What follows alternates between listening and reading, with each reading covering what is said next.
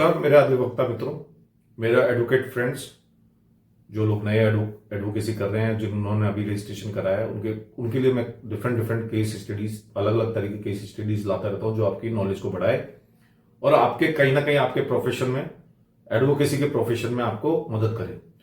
तो इसी तरह का एक लेटेस्ट केस है जो आज ही जिसकी इंफॉर्मेशन आई है। पुराने एक लीडर हुआ करते थे कुलदीप सिंह सेंगर, जिनको पार्टी ने एक्सपेल कर दिया था। 2017 में उनके ऊपर रेप चार्जेस लगाए गए थे। रेप चार्जेस लगाने पे उनको उम्र कैद की सजा मिली थी। उम्र कैद की सजा मिलने पे 2017 से वो जेल में ही थे। 2017 से 2025 तक उन्होंने जेल काटी।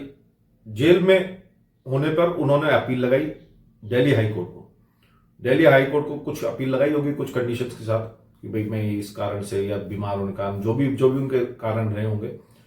दिल्ली हाई कोर्ट ने उनको जमानत दे दी है, उनको बेल सैंक्शन कर दी है कंडीशनली। 15 लाख रुपए उनसे श्योरिटी बॉन्ड भरवाया। 3 लोग श्योरिटीज रहे उनके, और उसके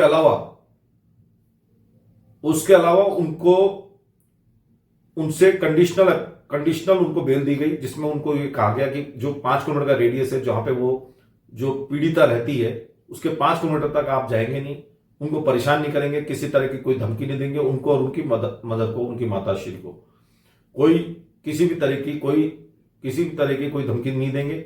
ये condition high court of Delhi ने भरवाई थी उनसे और इस कंडीशंस पे बेल दी गई। अगर ये कंडीशंस फॉलो नहीं होती, यानी कि अगर वो धमकाते हैं या किसी भी तरह का दबाव डालते हैं उनके पेरेंट्स के ऊपर,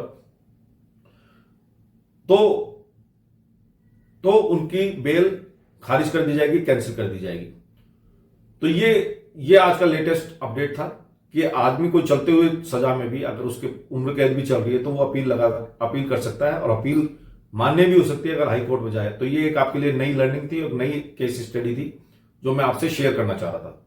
इसके अलावा एडवोकेट्स क्या करें? नए एडवोकेट्स के लिए बहुत इंपॉर्टेंट है लर्निंग। किस तरह से लर्न करें? आप किसी सीनियर वकील को ज्वाइन कर सकते हैं। सीनियर वकील को ज्वाइन करेंगे तो आप जनरली ये कहा जाता है कि आप या तो सिविल एरिया से रहे या फिर आप क्रिमिनल एरिया वाले किसी वकील को ज्वाइन करें। बट मेरा मानना यह है कि आप कॉमन जो वकील होते हैं, जो लेटेस्ट कॉमन वकील हैं, चाहे वो सिविल का हो चाहे वो क्रिमिनल का हो, आप उसको, अगर उसके पास कंबाइंड केसेस हैं, क्योंकि देखिए आज की डेट में अब रजिस्ट्रेशन ज्यादा होंगे क्योंकि फीस ऑलरेडी कम कर दी गई है। बार काउंसिल ने भी फीस कम कर दी है, चंचूड़ जी इसको कम करा गए थे, तो रजिस्ट्रेशन मैक्सिमम नंबर में होंगे।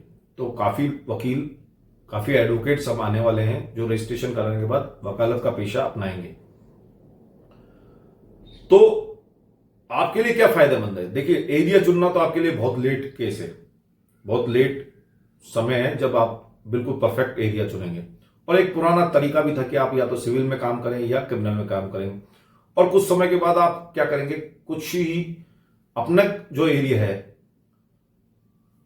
आप कंफर्टेबिलिटी जिसमें फील करेंगे, जहां पे आप कंफर्टेबल फील करेंगे वहीं उसी एरिया को पकड़ेंगे, चाहे वो सिविल का एरिया चाहे वो क्रिमिनल का एरिया। शुरू में आप है ना सब तरह के केसेस को ले, अपने ऐसे सीनियर को पकड़ें, ज्यादा सीनियर नहीं होना चाहिए, कुछ ही एक्सपीरियंस होना चाहिए। लोग कहते हैं कि काफी सीनियर एडवोकेट को पकड़ें, पर मेरा मानना यह कि आप बिल्कुल 5 से 7 साल का जो सीनियर होता है उसी को पकड़ें, क्योंकि आप उससे कंफर्टेबल भी होंगे अपने डिस्कशंस करने में, अपनी प्रॉब्लम्स को सॉल्व करने में, अपनी प्रॉब्लम्स को पूछने में। और प्रॉब्लम्स को पूछेंगे तो आपके काफी सारे सॉल्यूशंस मिलेंगे। अगर आप बिजी वकील को पकड़ेंगे तो अपनी प्रॉब्लम्स को सॉल्व ही नहीं करा पाएंगे, तो आप काम क्या करेंगे? और आपके पास अगर डिफरेंट एरिया है, आपके पास क्रिमिनल भी है, आपके पास सिविल भी है, आपके पास इस तरह के सारे जो केसेस हैं वो हैं, रेवेन्यू के भी केसेस हैं, तो आपके लिए लेटर स्टेज पे ये आसान होगा कि आप कौन सा एरिया चुनते हैं, किसमें आप कंफर्टेबल है। अगर आप एक चीज को पकड़ के बैठ गए और आप लेटर ऑन आपको पसंद नहीं आया, आपको उसमें काम नहीं मिला, तो आप दूसरे को पकड़ नहीं सकते। तो मेरा ये मानना है कि आप कंबाइंड वे में काम करें, एक ही एरिया में वर्क ना करें। किसी भी तरह का जो बिजनेस आए, जिस तरह का भी प्रोफेशन आए, जिस तरह का भी काम आए, जिस तरह का भी केस आए, उसको आप करें। अगर आप करेंगे तो आपको कहीं ना कहीं ये जो 3 एरियाज हैं वो एक दूसरे से जुड़े हुए हैं, तो कुछ ना कुछ नॉलेज आपको दूसरे एरियाज की भी मिलती रहेगी। और आपका जो जो हॉराइजन है, जो आपका जो सोचने का तरीका है, जो आपका मनन करने का तरीका है, वो भी बढ़ जाएगा और आप एक कोर्ट की जो प्रक्रिया है उसको बारे में समझेंगे। उसमें आपको देखिए, आपके जजेस, जो जजेस हैं वो दोनों तरह के, क्रिमिनल भी संभालते हैं और सिविल भी संभालते हैं, तो आपको कहीं ना कहीं उनकी अंडरस्टैंडिंग भी समझ में आएगी। अंडरस्टैंडिंग समझ में आएगी, उनकी उनकी विचारधारा समझ में आएगी, तो आप किसी भी तरह के केसेस को आप हैंडल कर सकेंगे और लेटेस्ट स्टेज में आप ये पता लगा सकेंगे कि मैं किस चीज में कंफर्टेबल हूं और मैं मेरे को क्या काम करना चाहिए। तो ये बहुत जरूरी है कि आप शुरू में आप कंबाइंड तरह के केसेस लें और अपने सीनियर भी ऐसे ही पकड़े जो जो हर तरह का केस संभालता हो। ज्यादा सीनियर पकड़ेंगे तो वो एक पर्टिकुलर, जैसे जो जो सीनियर सिटीजन जो एडवोकेट्स हैं, जो सीनियर सिटीजन है या बहुत ही वरिष्ठ जो जो आपके वकील हैं, तो उनके साथ वो लोग जनरली एक ही एरिया को संभालते हैं। आप उनके साथ अटैच होंगे तो पहली बात तो आप कंफर्टेबल नहीं होंगे, कंफर्टेबल हो भी जाएंगे तो आप पर्टिकुलर एरिया में ही काम कर पाएंगे, दूसरे एरिया को आप देख ही भी नहीं पाएंगे। और अब तो आने वाले समय में बहुत सारे नए फील्ड्स भी आ रहे हैं, जैसे साइबर क्राइम आ रहा है। साइबर क्राइम का बहुत ज्यादा एक्सपोजर नहीं है, पिछले 5 साल से ये लाइन उठी है। कॉर्पोरेट सेक्टर का जो एरिया है वो भी बहुत तक उठ रहा है। अगर आप कॉर्पोरेट सेक्टर को पकड़ते हैं, कॉर्पोरेट सेक्टर में अगर आप जाना चाहते हैं, अगर कॉर्पोरेट सेक्टर को आप पकड़ना चाहते हैं तो भी आपके लिए बहुत फायदेमंद होगा, क्योंकि आईटी सेक्टर में कॉपीराइट्स के इशू इतने सारे हैं। कॉपीराइट्स है और कॉपीराइट्स के अलावा आपका जो इंटेलेक्चुअल प्रॉपर्टी राइट्स है, इसके बारे में ही बहुत सारे वकीलों की हायरिंग हो रही है 20% हायर रेट्स पे। मतलब जो पिछले सालों की जो हायरिंग हुई है, जो कॉलेजेस से हायरिंग होती है क्लैट के थ्रू, जो कॉलेजेस होते हैं या बहुत अच्छे जो रेप्यूटेड कॉलेजेस हैं लॉ के, उनमें जो हायरिंग हुई है वो 20% हायर रेट्स पे हुई है, हायर तनख्वाह पे हुई है, हायर रेम्यूनरेशन पे हुई है। तो आप समझेंगे कि एडवोकेसी कोई बुरा प्रोफेशन नहीं है, अगर बशर्ते कि आप अच्छी जगह से कॉलेज से पढ़ें और अगर आपके पास अच्छी नॉलेज है तो आप कर सकते हैं। तो कॉर्पोरेट सेक्टर भी एक अच्छा फील्ड है। दूसरा है आर्बिट्रेशन। आर्बिट्रेशन एक उभरता हुआ फील्ड है। आर्बिट्रेशन कैसे उभरता हुआ फील्ड है कि आर्बिट्रेशन के ही कुछ ऐसे केसेस होते हैं, क्योंकि बहुत सारे आजकल आप जानते हैं कि अगर कोई भी एग्रीमेंट साइन होता है कॉर्पोरेट सेक्टर में तो पहले ही आर्बिट्रेशन का एक एग्रीमेंट पहले ही साइन कर दिया जाता है। उसमें ये लिख दिया जाता है कि भाई अगर किसी भी तरह के कोई कॉन्फ्लिक्ट ऑफ इंटरेस्ट हुआ तो आप बजाय कोर्ट केस करें, इससे बढ़िया कि आर्बिट्रेशन में जाएं और कहाँ किस तरह की उसकी कंडीशंस होती हैं वो एग्रीमेंट में लिख दी जाती है कि कितने तरह के लोग इसमें इन्वॉल्व होंगे और क्या होंगे, इस तरह का काम कर दिया जाता है। आर्बिट्रेशन से ये फायदा होता है कि आपका जो आप केसेस के जो प्रॉब्लम्स हैं, केसेस में फंसने से बच जाते हैं। केसेस में फंसने से बचते हैं तो आपको बहुत समय बच जाता है और आपका प्रोडक्टिव टाइम खराब नहीं होता है।